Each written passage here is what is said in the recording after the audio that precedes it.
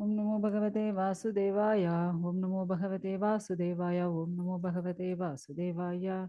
नारायणो नमस्कृत्यं नरं चैव नरोत्तमं देवीं सरस्वतीं व्यासं ततो जयमुदीरये नष्टप्रायश्च नित्यं भागवत सेव्य भगवते उत्तमश्लोके भक्तिर्वैतिनः शमं करोति वाचानं भङ्गं लङ्घयते ह्रीमत्कृपातमहं वन्दे श्रीगुरुदीनतारिणं परमानन्दमाधवं श्रीचैतन्येश्वरम्।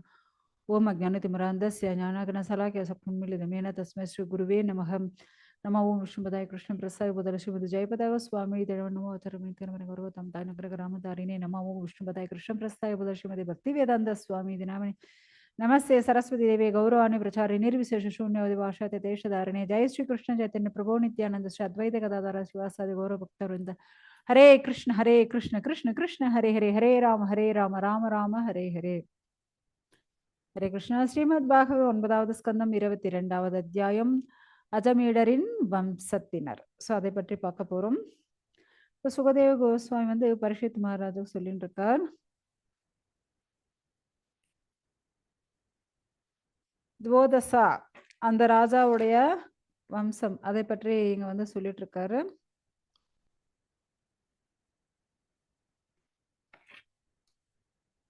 துவோதசா அவருடைய மகன், அந்த ராஜாவுடைய துவோதாசனுடைய மகன் யார் அப்படின்னா மித்ராயு. ஸோ மித்ராயுக்கு வந்து 4 மகன்கள் இருக்காங்க. யார் யாரு அப்படின்னா ஷவனர், சுதாசர், சகதேவர், சோமகர் அப்படின்ற 4 மகன்கள். இதுல வந்து சோமகர் இவருக்கு வந்து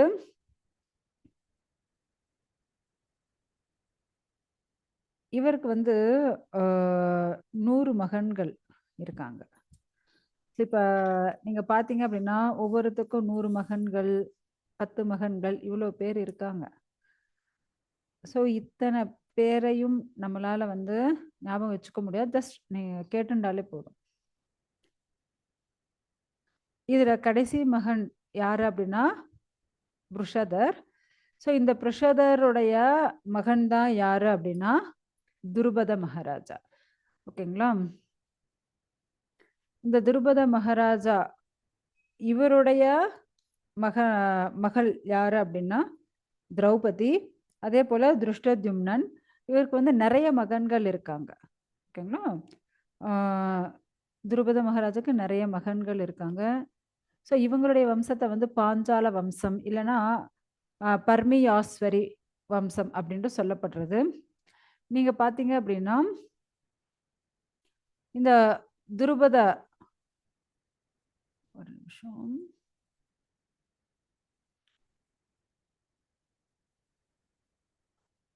கட் ஆக மாட்டேங்கிறது. ஒரு நிமிஷம் ஆனே ஆகல. என்ன பண்ணட்டும்? ஓகே. இந்த துருபதனுக்கு வந்து நிறைய பசங்க இருக்காங்க. ஸோ அதுல முதல்ல அவங்களுக்கு பிறந்ததுதான் யாரு அப்படின்னா ஷிகண்டி. ஸோ ஆக்சுவலா அவங்க வந்து ஒரு, ஏன்னா உங்க எல்லாருக்குமே தெரியும் பீஷ்மர் என்ன பண்றாரு, காசி தேசத்துக்கு போய் ஒரு 3 இளவரசிகள் அங்க வந்து சுயவரத்துக்கு இருக்காங்க. யாரு? அம்பா, அம்பிகா, அம்பாலிகா. ஸோ இப்படி அந்த 3 பேரையும் இவர் வந்து அழைச்சிட்டு வந்துடுறார். ஏன்னா இங்க வந்து அம்பா என்ன பண்றாங்க, சால்வ ராஜா அவங்கள விருப்பப்படுறாங்க. ஆனா பீஷ்மர் என்ன பண்ணாரு, தன்னுடைய சகோதரனான விசித்திர வீரன். ஸோ இதெல்லாம் பத்தி நம்ம லாஸ்ட்ல பார்க்க தான் போறோம், இந்த ஃபேமிலி ட்ரீ எப்படி வருது அப்படின்னுட்டு. ஸோ விசித்திர வீரனுக்காக அவர் என்ன பண்றாரு, இந்த 3 பெண்களையும் அழைச்சிட்டு வர்றாரு, அம்பா, அம்பிகா, அம்பாலிகா. ஆனா இந்த அம்பா என்ன பண்றாங்க, அவங்களுக்கு இவங்களை திருமணம் செஞ்சுக்க, யாரு விசித்திர வீரனை திருமணம் செஞ்சுக்க விருப்பம் இல்லை. ஏன்னா ஆல்ரெடி என் மனசுல வேற ஒருத்தர் இருக்கார். யாரு? சால்வர் ராஜா. ஸோ நான் வந்து அவரை தான் திருமணம் செஞ்சுக்குவேன் அப்படின்னுட்டு அங்கிருந்து கிளம்பி போயிடுறாங்க. ஆனா அந்த ராஜா இவரை வந்து ஏத்துக்கல. ஏன்னா பீஷ்மர் வந்து என்னை தோக்கடிச்சு உன்னை அழைச்சிட்டு போயிட்டாரு, அதனால நான் வந்து உங்களை அக்செப்ட் பண்ணிக்க மாட்டேன் அப்படின்றார். திரும்பவும் இவங்க வந்து கேட்குறாங்க. ஆனா இங்க விசித்திர வீரன் அவங்கள வந்து திருமணம் செஞ்சுக்கல. சரி பீஷ்மா நீயாவது என்ன திருமணம் செஞ்சுக்கோ அப்படின்னு சொல்லும்போது அவங்களும் திருமணம் செஞ்சுக்கல. ஸோ இதனால இந்த அம்மாவுக்கு ரொம்ப கோபம் வந்துடுது. ஸோ அதே போல பரசுராமர்கிட்ட போய் சொல்லி ஸோ பரசுராமருக்கும் பீஷ்மருக்கும் சண்டை நடக்கும். ஸோ அதுக்கப்புறம் இவங்க வந்து நிறைய தவம் செஞ்சு அப்புறம் முருகன் சண்முகனுடைய அருளால இவங்களுக்கு வந்து ஒரு மாலை கிடைக்குது. ஸோ இந்த மாலை யார் போட்டுக்கணும் அவங்க வந்து கண்டிப்பா அவங்கள வந்து பீஷ்மரை வந்து அழிக்க முடியும் அப்படின்ட்டு ஒரு மாலை முருகர் வந்து கொடுப்பாரு. ஸோ அந்த மாலையை வந்து யாராவது போட்டுன்னு பீஷ்மரை அழிங்க அப்படின்ட்டு சொன்னா நான் யாருமே போடவே மாட்டாங்க. கடைசியில அந்த அம்மா வந்து என்ன பண்ணிடுறாங்க, அவங்களே அந்த மாலையை வந்து அந்த இடத்துல அந்த பாஞ்சால தேசம் இருக்கு இல்லையா, ஸோ அந்த இடத்துல ஒரு மரத்துல வச்சுட்டு அந்த அம்மா வந்து அங்கேயே தீக்குளிச்சு இறந்துடுறாங்க. ஸோ அவங்க தான் சிகண்டி சிகண்டினியா சிகண்டியா பிறக்கிறாங்க. அதுக்கப்புறம் அவங்க வந்து ஆணாக வளர்க்கப்படுறாங்க. ஸோ அதே போல அவங்களுக்கு திருமணமும் நடக்குது. ஸோ இப்போ வந்து இவங்க ஆணா இல்ல பெண்ணா அப்படின்னுட்டு செக் பண்றதுக்காக அவங்க மனைவி, அ மாமனார் எல்லாம் முற்படும்போது, இவங்க என்ன பண்றாங்க, இப்படி ஒரு ஆம் காட்டுக்கு ஓடி வந்து, அங்க வந்து ஒரு கந்தர்வர்களால இவங்க வந்து ஒரு ஆணாக மாறி, ஸோ இப்படி வந்து அவங்களுடைய சரித்திரம் வந்து ஒரு கொஞ்சம் பெருசா இருக்கும்.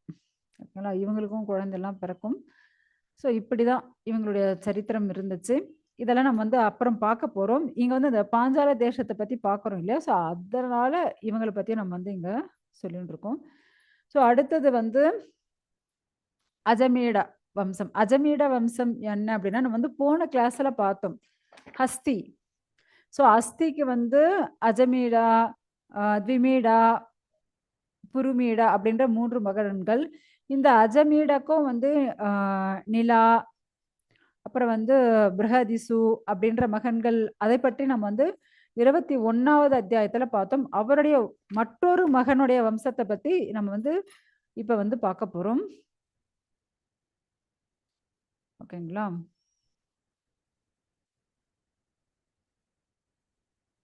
ஸோ அஜமேடனுடைய மற்றொரு மகன் தான் யாரு அப்படின்னா ரிக்ஷர். ஸோ ரிக்ஷரிலிருந்து சம்வரர் அவருக்கு மகனாக பிறக்கிறார். சம்வரருடைய ஆஹ், சம்வரன் அவருடைய மனைவி யாரு அப்படின்னா சூரிய தேவனுடைய பொண்ணு தபதி. ஸோ அவங்க 2 பேருக்கும் திருமணம் நடந்து அவங்களுடைய மகனாக தான் யாரு குரு பிறக்கிறார். ஸோ இந்த குரு வம்சம்னு சொல்லுவாங்க இல்லையா, அதுதான் இது. ஸோ குருவுடைய மகனாக யார் பிறக்கிறது? பரீக்ஷி.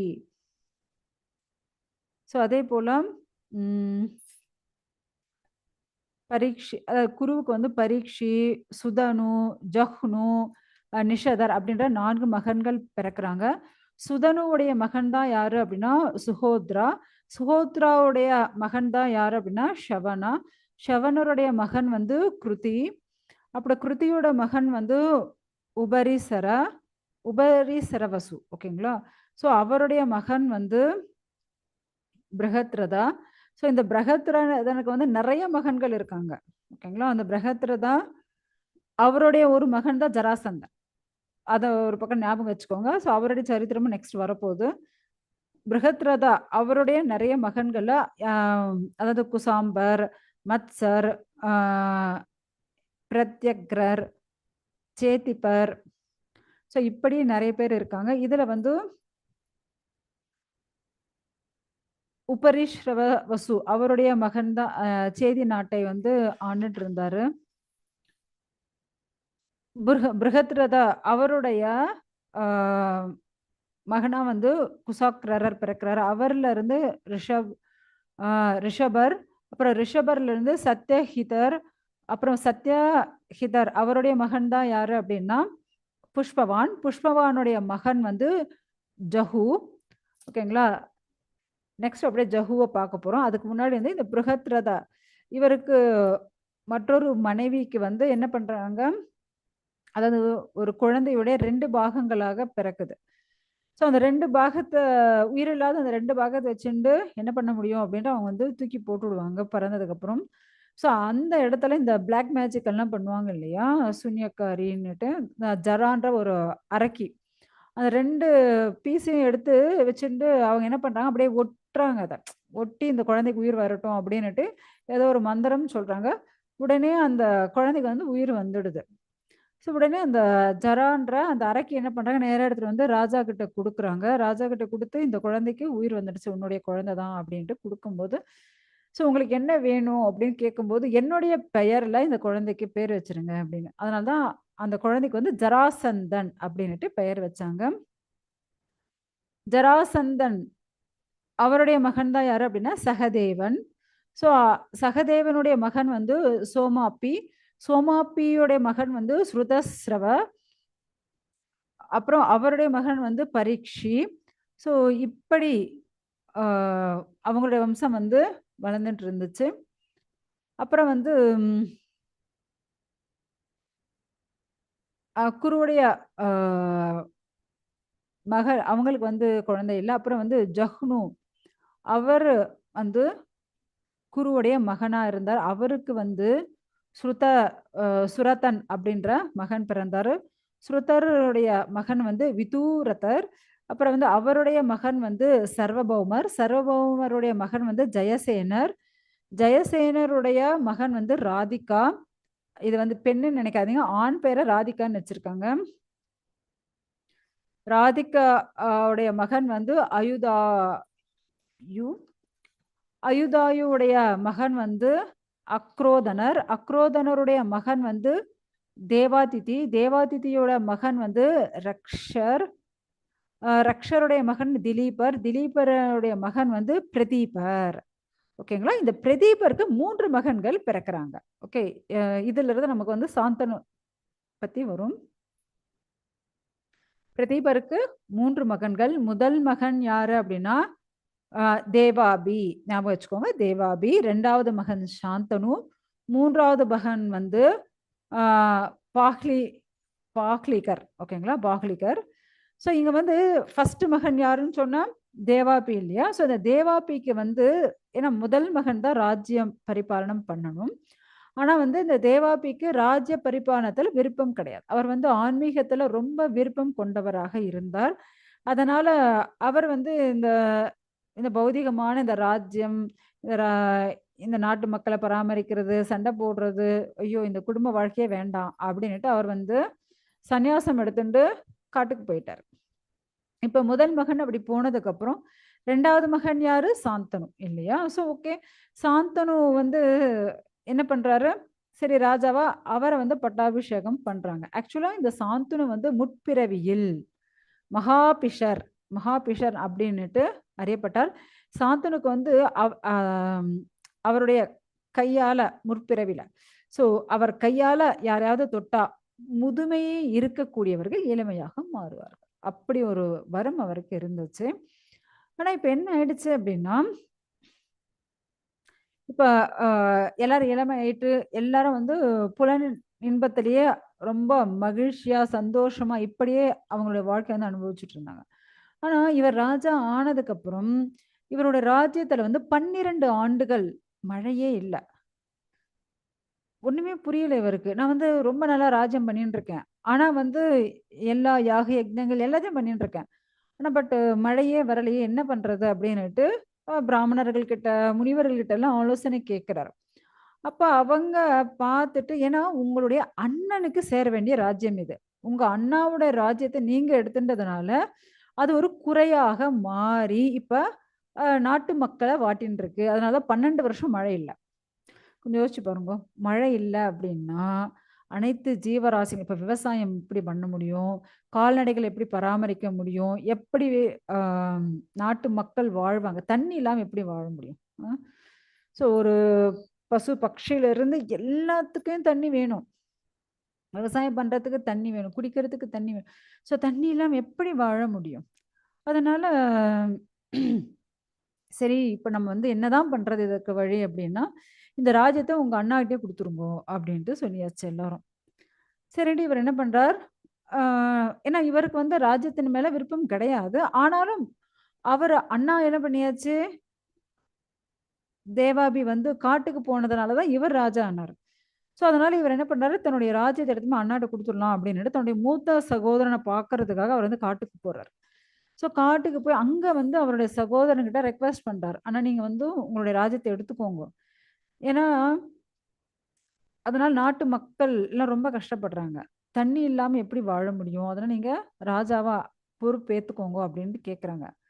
ஆனா தேவாபி வந்து தன்னுடைய தீர்மானத்துல ரொம்ப திடமாக இருக்கிறார்.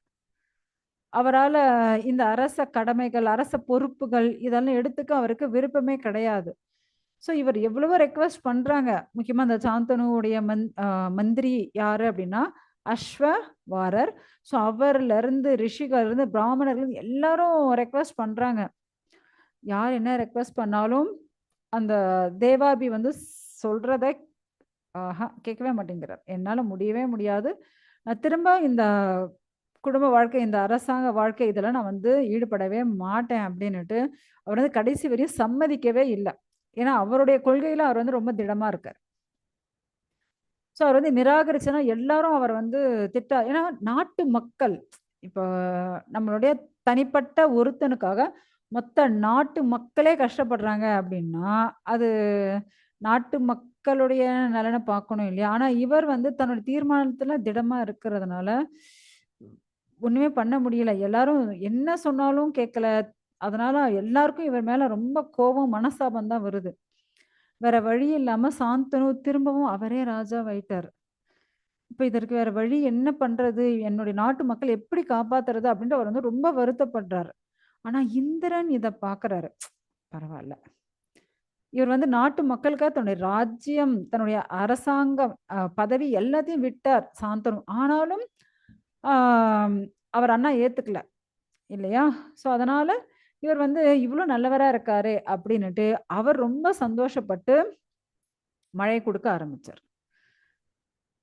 ஸோ இதனால திரும்பவும் நீர்வளம், எல்லா நாட்டு மக்களாகட்டும், பயிர்கள், அ அப்புறம் ஆடு, மாடுகள், கால்நடைகள், பறவைகள் எல்லாரும் வந்து ரொம்ப சந்தோஷப்படுறாங்க.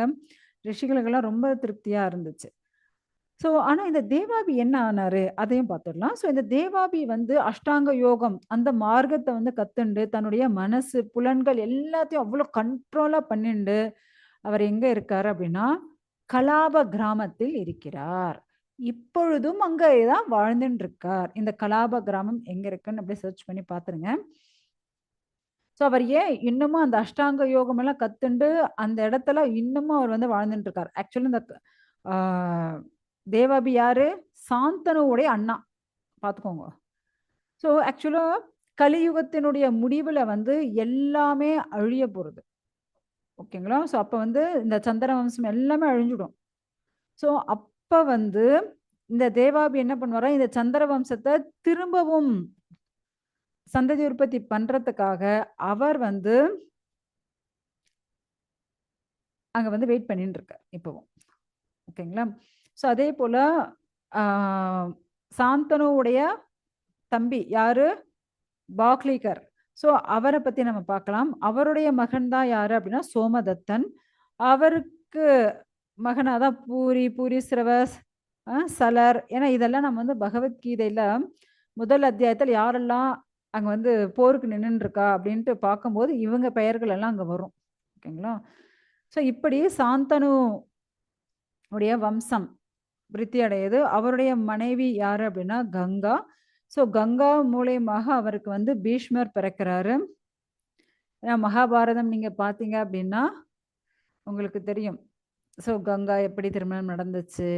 ஸோ கங்காவுடைய மகன் பீஷ்மர். ஸோ அதுக்கப்புறம் 2வது மனைவி யாரு? சத்யவதி. ஸோ இதை பற்றியெல்லாம் நம்ம வந்து பார்க்க முடியும் மகாபாரதத்துல.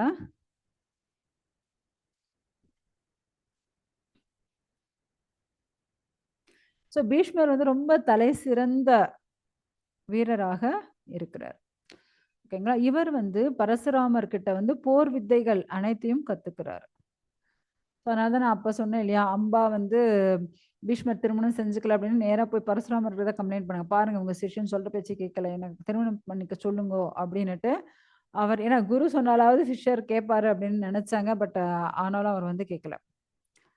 அப்பவும் அவங்க 2 பேருக்குள்ள யுத்தமே குரு சிஷ்யருக்குள்ளேயே யுத்தம் நடந்துச்சு. ஓகேங்களா? ஸோ இப்படி வந்து சாந்தனு, அதுக்கப்புறம் வந்து சத்தியவதிய மச்சகந்தி. ஸோ சத்தியவதிய வந்து திருமணம் செஞ்சுக்கிறாரு. ஸோ இவங்க மூலியமா சத்தியவதிக்கு வந்து 2 மகன்கள். சித்ராங்கதன், விசித்திர வீரியன் அப்படின்ற 2 மகன்கள் வந்து பிறக்குறாங்க.